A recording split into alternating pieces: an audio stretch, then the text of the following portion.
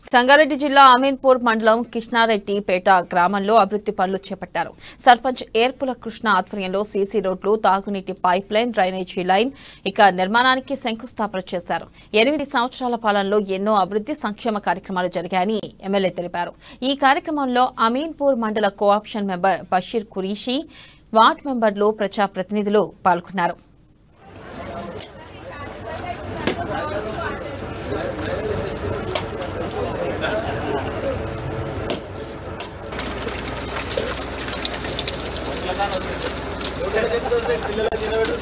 Central government కానీ state government కానీ ఆర్థిక పరిస్థితులలో ఇబ్బందులు ఎదుర్కొంటా ఉన్నాయి.